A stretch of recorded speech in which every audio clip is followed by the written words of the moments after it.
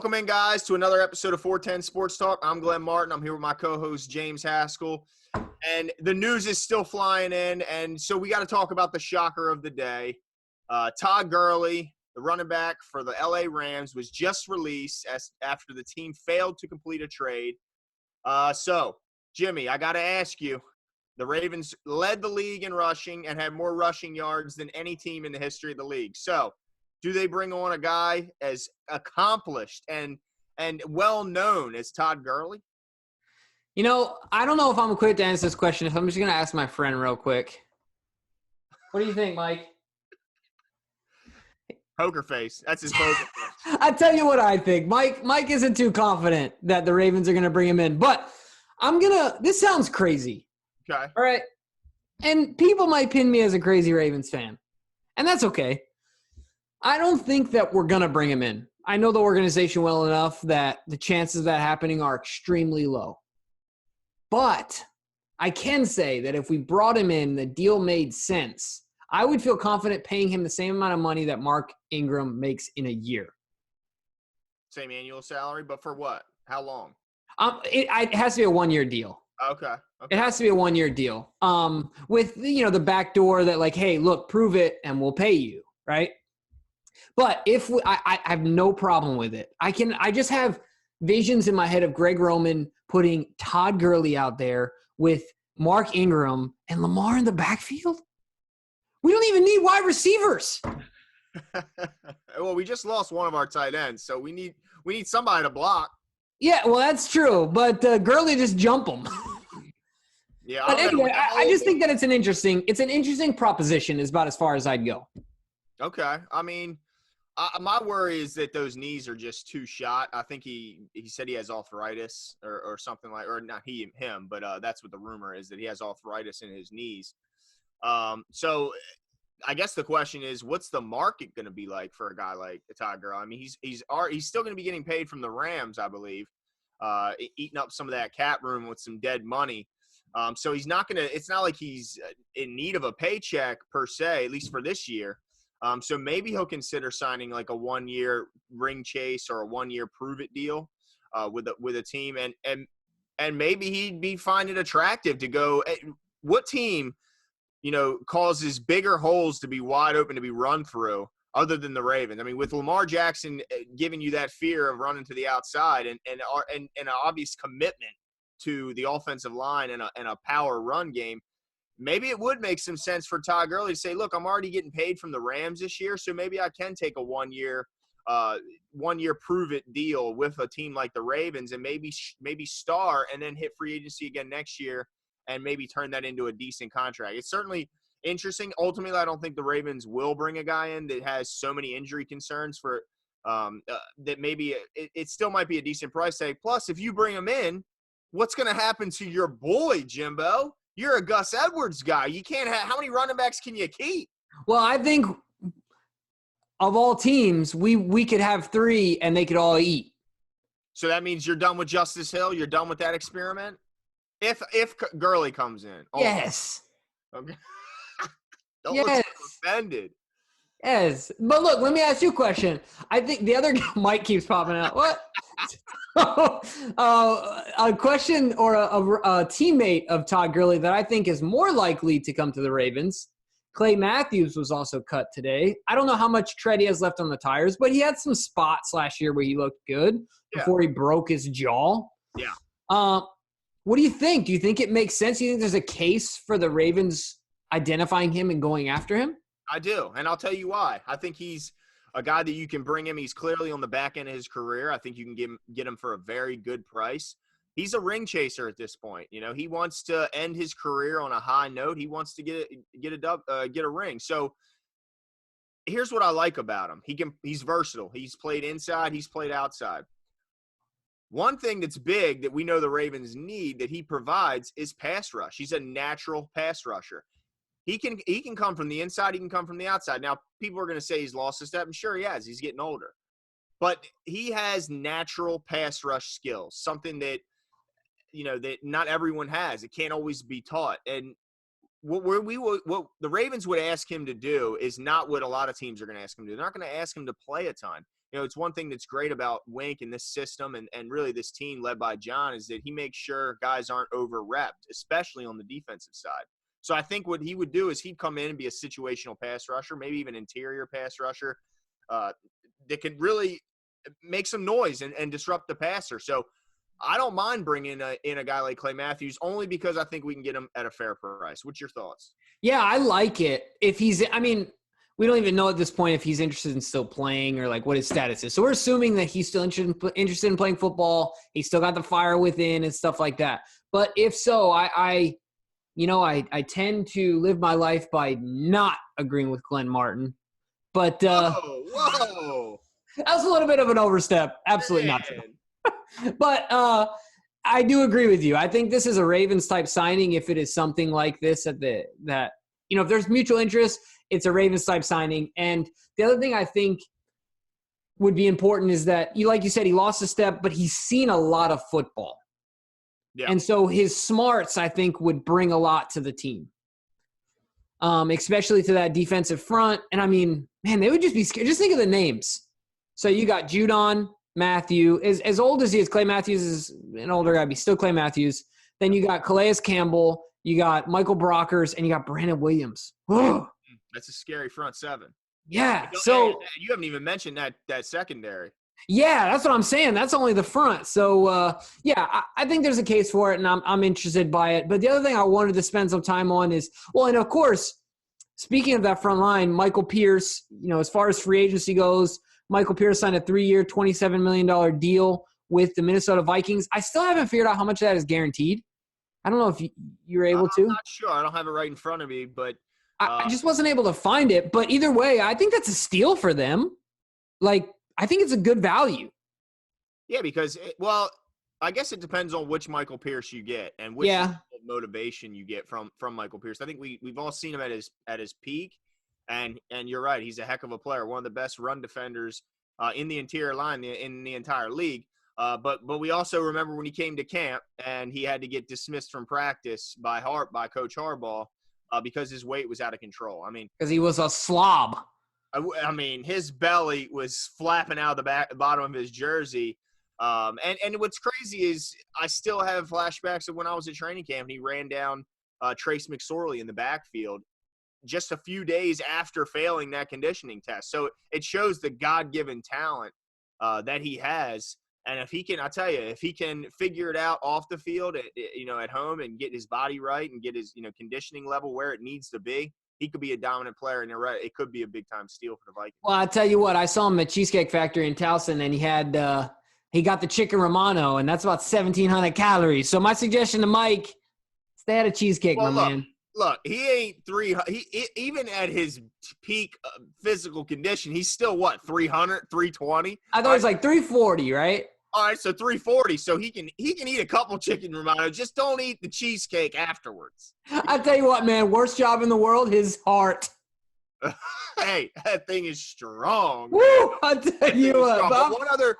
One other big news that came out today was the Philadelphia Eagles acquiring Darius Slay from the Detroit Lions and signing a monster extension, 3-year, $50 million extension with $30 million guaranteed. And, of course, this is on the heels of the Detroit Lions picking up Desmond Trufant, who was cut from the Atlanta Falcons, signing him to a pretty big deal. So Slay made it known he wanted a long-term extension, and Detroit made it known they weren't going to give it to him. So Slay pretty much took to Twitter, made sure everyone knew, I want out, I want gone, and Detroit granted his wish by trading to a Philadelphia Eagle team that had a banged-up secondary.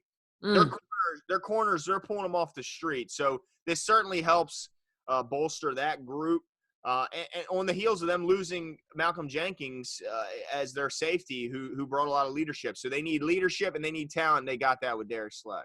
Yeah, I'll tell you what, though. I am not excited about having to sign Humphrey, or – that. Well, that Humphrey deal is going to make this deal look like pocket change. Yeah, I'm not excited about that because – let's not worry about that. That's a couple years away. I know. You're right. I shouldn't think too far in the future. The other name that I want to talk about is actually due to the lack of action. Clowney is not getting the deal, apparently, that he thinks he deserved. And I get these two confused. Armstead, is he the one that got the mega deal from the Colts? No, that's Buckner. Armstead's got the mega deal from the Niners. Yeah. Right, but Buckner is now the second highest paid, right, behind Aaron Donald or something like that. Correct. Yep. I mean, so I think he's looking for a deal like that, and he's not getting it. Right.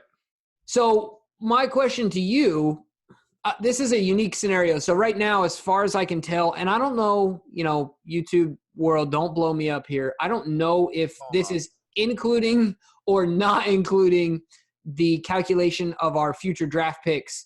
But as far as I can tell, we have about 10,000 or 10,000. No, 10 million. 10,000 get you a drop in the bucket. $10 million in cap space. Once again, don't know if that's including or not including the future draft picks. But if that is the case, I wonder if there's any incentive to get a long-term deal with Judon that lowers that cap hit that he's currently on, and telling Gurley,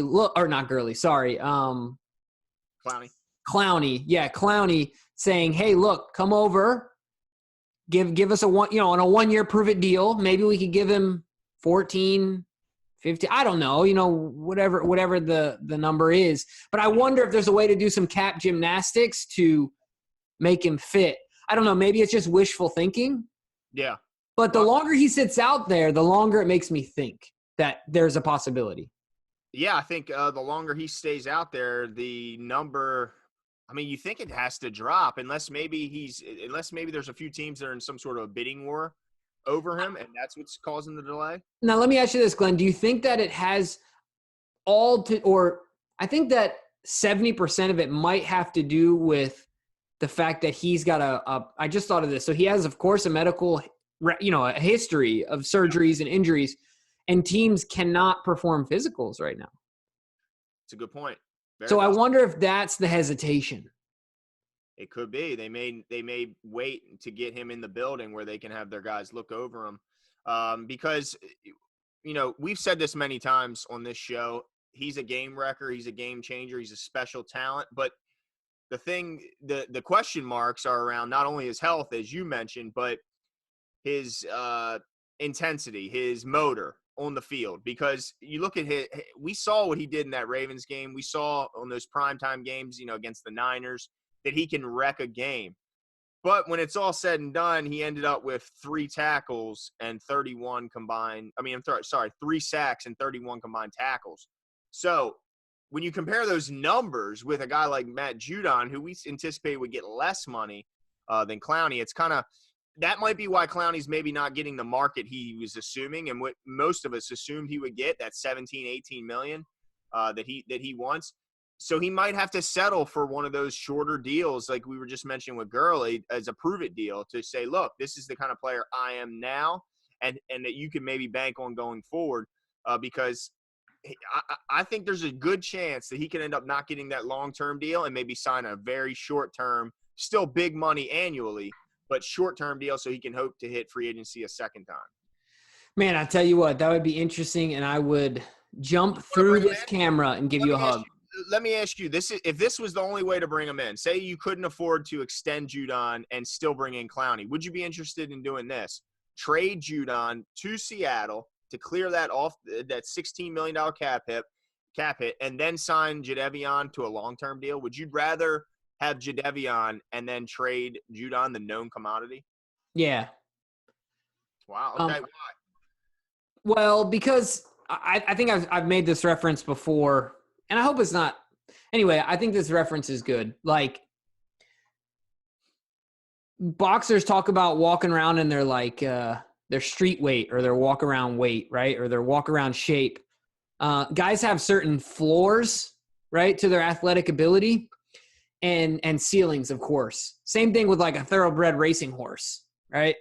I just don't think there's very many Clowneys out there walking around. Like, from a pure athletic perspective, like, he's just in rare air. And so I think when you have an opportunity to go after someone like that, who definitely when he's on the field has proven to be, I think it's fair to say, while his sack numbers are lower, I think he's more versatile than Judon when it comes to wrecking the game in general. But I do think that they would have to do something, whether it's a Clay Matthews or something to make – because with Seattle, he was kind of on an island. Yeah. Like it was him and who? The guy that they had come off a 10-game suspension, the interior guy who had 10 sacks a year before. But outside of that – yeah, no, you're right. Yeah. I mean, I'd do a little more, but I would sacrifice the known commodity for a longer term deal with Clowney. What about you?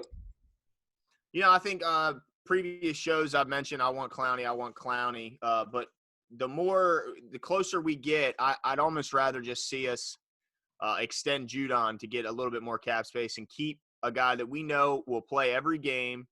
We know he'll give 100% effort. We know that his sack numbers have increased incrementally every single year. So there's no reason when you bring in a guy like Campbell and Brockers to help, there's no reason to expect they're not going to go up another couple sacks. So then if he's already at 9.5 and I'm anticipating he could get 2 to 3 more easily with that help, that's almost 13 sacks, 12.5, 13 sacks.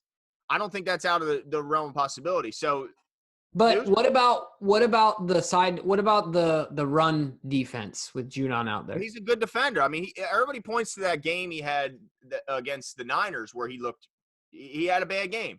He was matched up against the best blocking tight end in the league with George Kittle and a very good run scheme. And I think it was more than just the guys on the field. I think the scheme is also what helped make Judon look worse in that game. He's always been a good run defender as well as a good pass rusher. He's never been just a pass rusher. So I think a lot of times he kind of gets beat up for that one game and not necessarily the totality of his career. Fair enough. Well, you're starting to sway me a little bit. If you bring in Clowney, you got to factor he's probably going to miss at least 4 to 5 games, at least. And that's if he has a good year because, I mean, you just look at the games. He had 2 years really where he played a good amount of the games, but the others, not so much, But guys turn corners too. Yeah, and he could. That's very possible, but he also could not. So I just like the known what we have with Judon. We know what we're getting out of him. Hey, look, yeah. I'm gonna put my hat on and just say, fool Bruce Arians, risk it for the biscuit, baby. Roll the dice. Hey, that's what I would do. All right, fair enough. So, yeah, man. Of course, and then I just want to touch on this briefly. Big in Ravenstown. Shout out to Joe Flacco. He got let go by the Broncos today, and we feel for him. Happy that he's made buku bucks, and his family and posterity will be good for all time and eternity, essentially.